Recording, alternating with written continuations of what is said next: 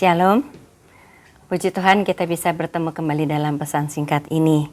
Saat ini kita semua sudah memasuki era akhir dari zaman akhir, di mana zaman akhir ditandai dengan kelahiran Yesus Kristus sebagai Tuhan dan Juru Selamat dunia.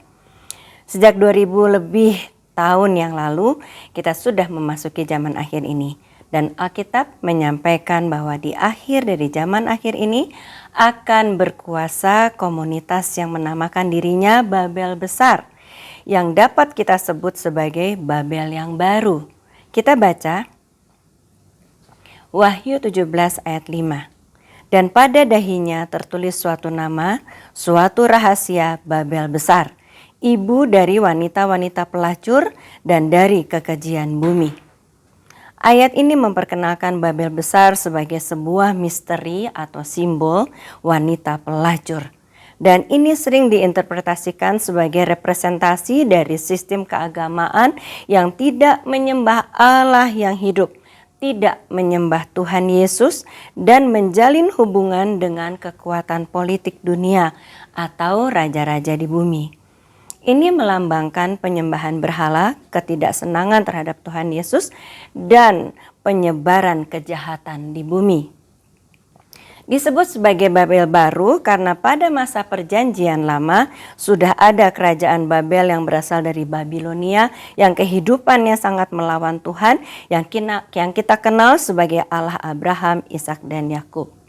Kerajaan Babel pada masa itu merupakan kerajaan adik kuasa, tetapi punya karakter sombong dan pemberontak terhadap Tuhan, menyembah ilah lain yang menyembah berhala, yaitu suatu yang dibuat oleh tangan manusia, bukan Allah yang hidup yang tidak ada wujudnya, karena Allah itu roh. Sikapnya kejam terhadap umat Allah, itu tanda dari Babel yang lama.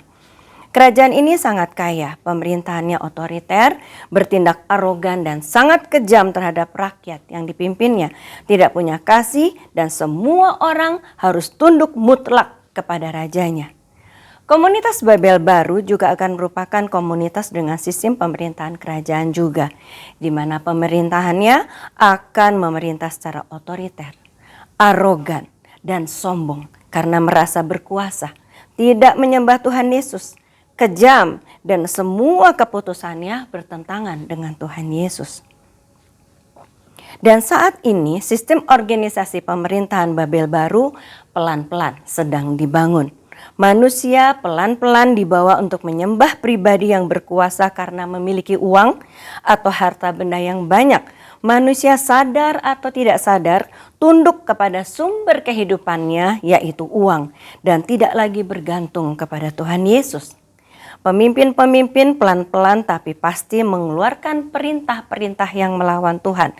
Misalnya mengharuskan gereja memberkati pernikahan sesama jenis, tidak mempedulikan sesama manusia yang berkekurangan secara benar, baik jasmani maupun rohani.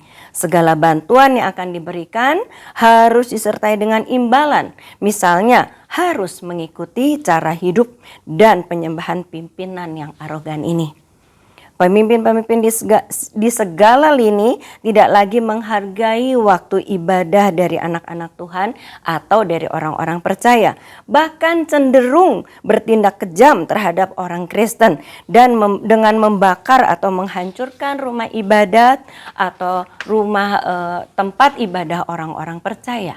Hati-hati saudara, kita harus semakin mendekat kepada Tuhan, menjalankan kehendak Tuhan dan bukan kehendak kita sendiri, bukan kehendak pemimpin-pemimpin yang akan memberikan uang kepada kita. Kita harus berharap kepada Tuhan dan bukan pada manusia yang memberi imbalan kepada kita.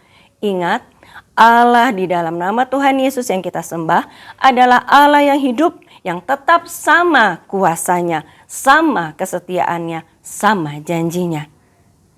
Ia sangat memenuhi semua kebutuhan kita. Ia juga sanggup memelihara kita, bahkan selalu menjagai kita, memberi jalan keluar, dan selalu mengetahui setiap kebutuhan kita. Tetaplah beriman dan berharap hanya kepada Tuhan Yesus, Tuhan yang hidup, Tuhan yang adalah Juru Selamat dan Tuhan kita. Amin.